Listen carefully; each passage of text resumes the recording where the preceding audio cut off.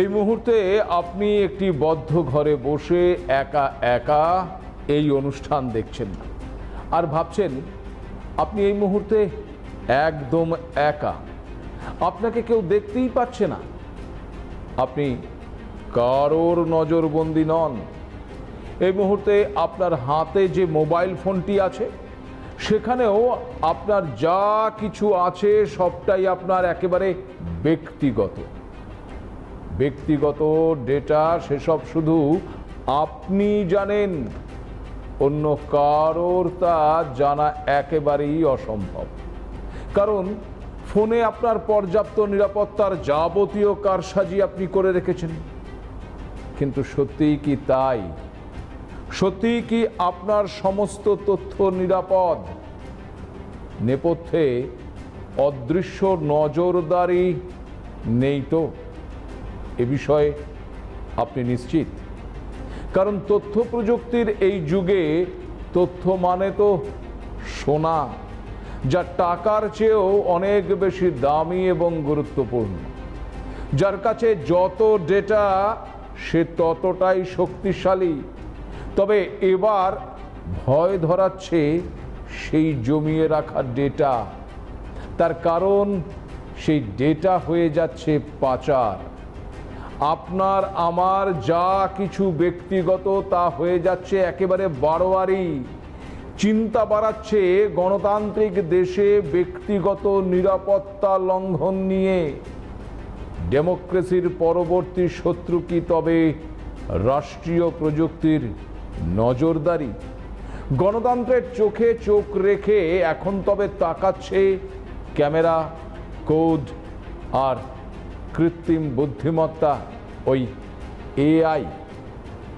কোনো রাজা নয়, সেনা নয়, আজ নজরদারি চালাচ্ছে অ্যালগরিদম, ডেটা আর ক্যামেরা।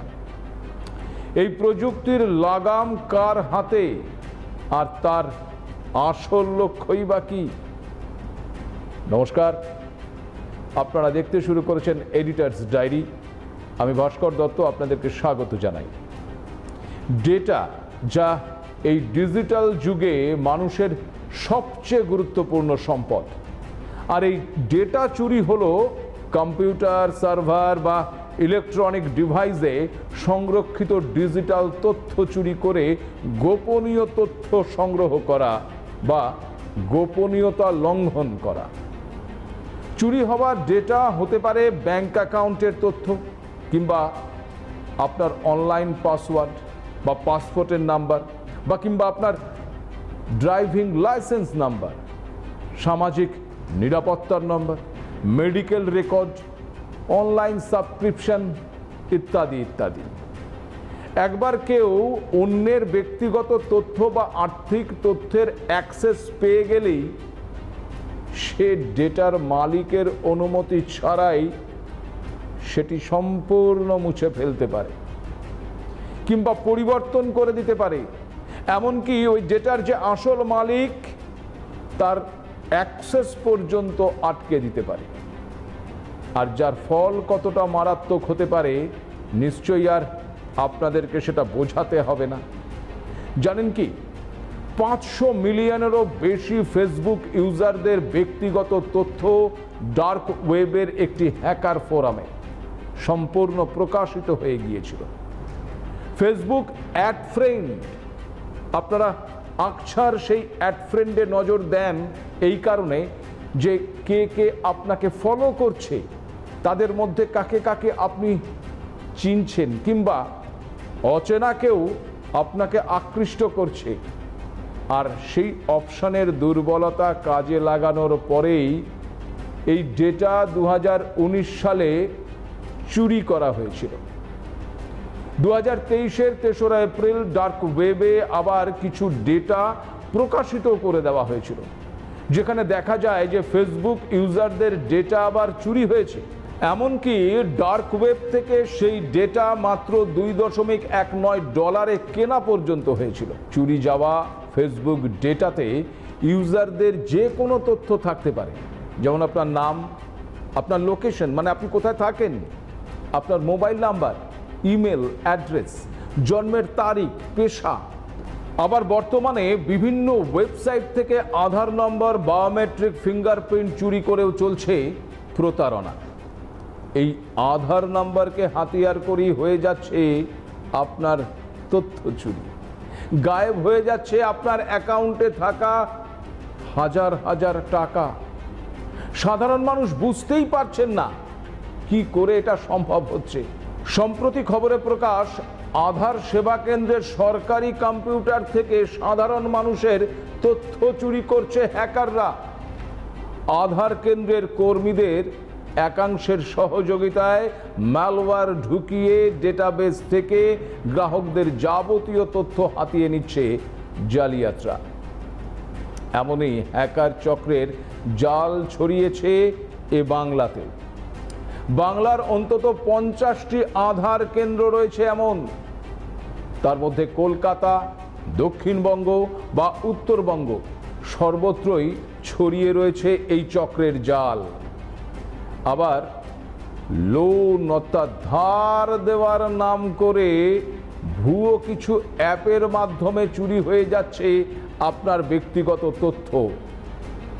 আপনার আর্থিক নিরাপত্তা নিয়েও দেখা দিচ্ছে সংশয়।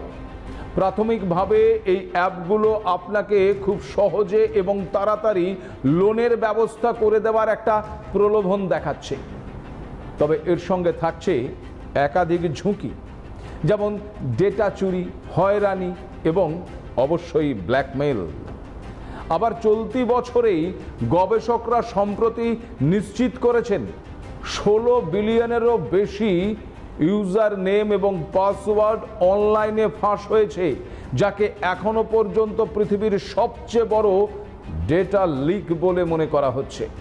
এই বিপুল সংখ্যক লগইন তথ্যের মধ্যে রয়েছে Facebook, Google, Apple, Telegram, GitHub, এমনকি সরকারি সাইটগুলোর মতন গুরুত্বপূর্ণ পরিষেবার তথ্য। সাইবার নিউজের গবেষক ভিলিয়াস পেতকাউস্কাস জানাচ্ছেন, 2024 সালের শুরু থেকে তারা এই তথ্য ফাঁসের ঘটনাটি পর্যবেক্ষণ করছেন।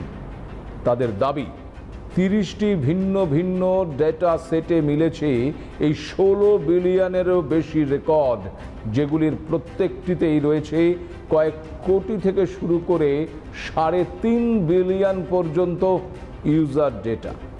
তাহলে বুঝতেই পারছেন আমরা কেউই খুব একটা নিরাপদ নই।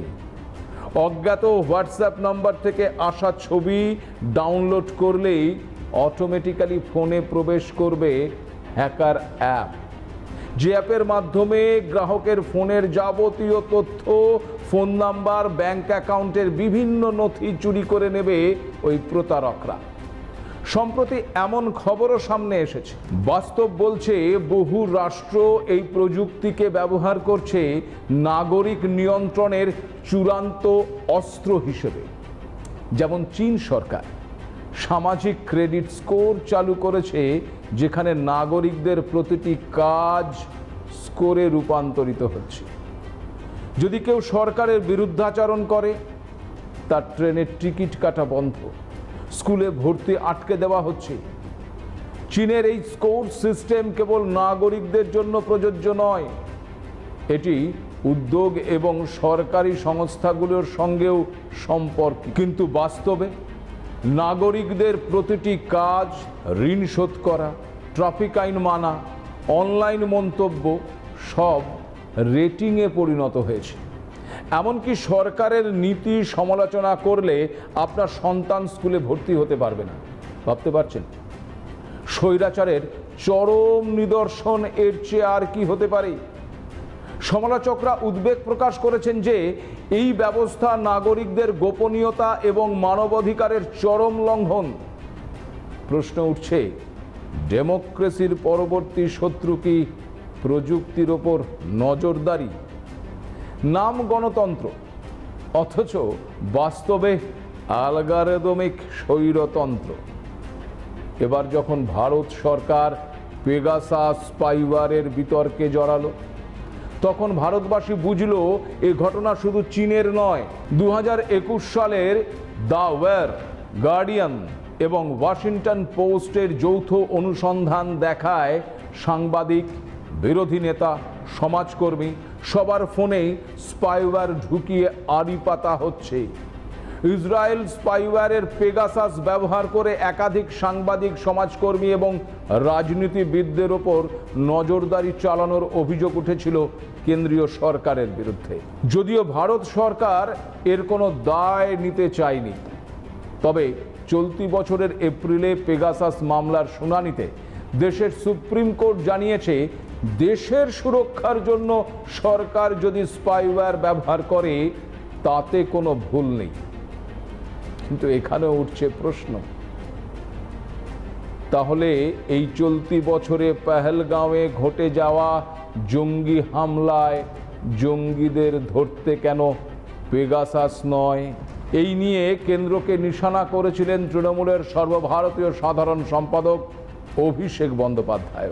এখন প্রশ্ন হচ্ছে, এই নজরদারির ব্যবস্থার আসল লক্ষ্য কি?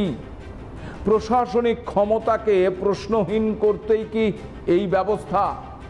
তাহলে কি রাষ্ট্র তার জনগণকে বিশ্বাস করে না, প্রতিটি নাগরিককে পটেনশিয়াল শত্রু হিসেবে দেখছে? বলবো নজরদারি। ভারতেও এর পরিসংখ্যান বৃদ্ধি ভয়ঙ্কর। 2023 সালে ইন্ডিয়ান এক্সপ্রেসের একটি রিপোর্ট অনুযায়ী ভারতে 150টিরও বেশি শহরে ফেসিয়াল রিকগনিশন সিস্টেম বসানো হচ্ছে। হিউম্যান রাইটস ওয়াচ বলছে, ফেসিয়াল রিকগনিশন ব্যবস্থার বৈষম্যমূলক ব্যবহার মুসলিমদের এবং দলিত সম্প্রদায়ের মানুষের ওপর বেশি হওয়ার আশঙ্কা রয়েছে। 2022 সালের ন্যাশনাল ক্রাইম রেকর্ড ব্যুরো বলছে, পুলিশ এই ফেসিয়াল রিকগনিশন দিয়ে প্রোটেস্টার চিহ্নিত করা শুরু করেছে।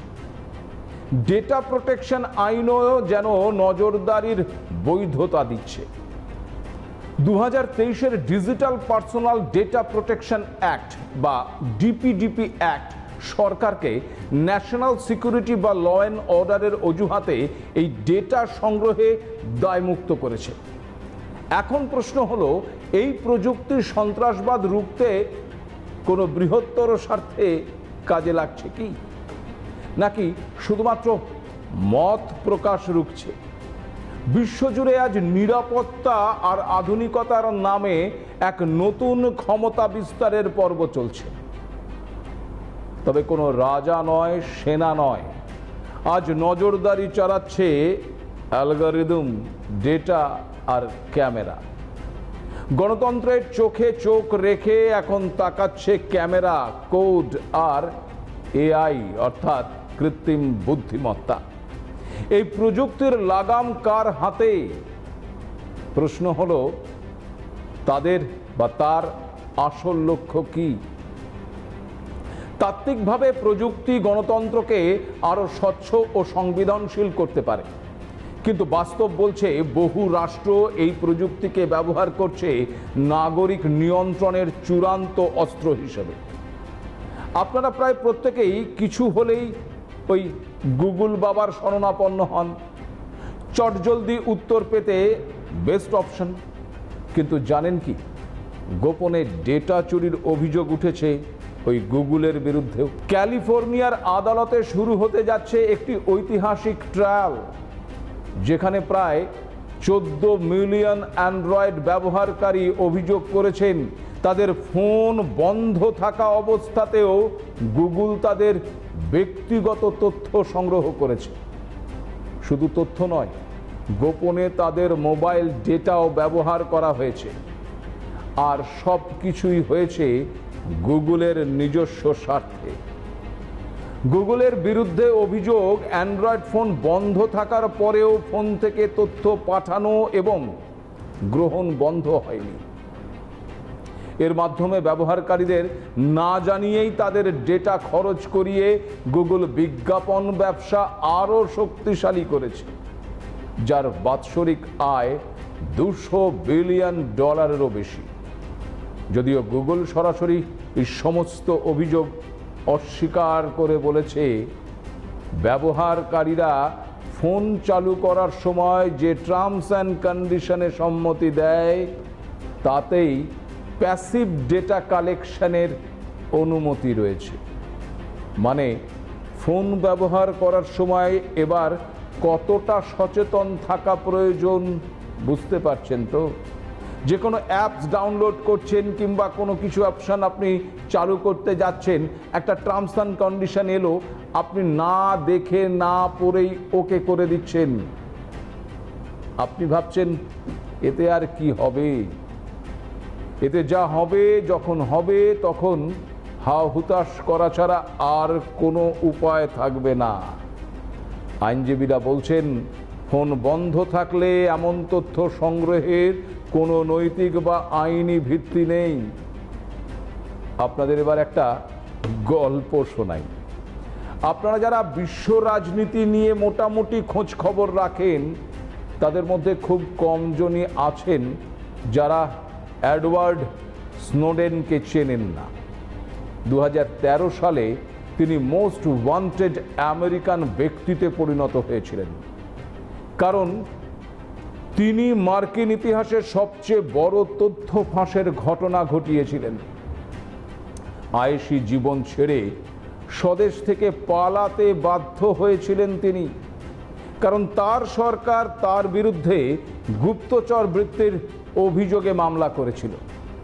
তার দেশের রাজনীতিক থেকে শুরু করে বিভিন্ন পর্যায়ের রাঘব বোয়ালরা তাকে আখ্যায়িত করেছিল বিশ্বাসঘাতক, রাষ্ট্রদ্রোহী, রাশিয়ান চর, এমনকি চোর হিসেবেও তাকে কটাক্ষ করেছিল।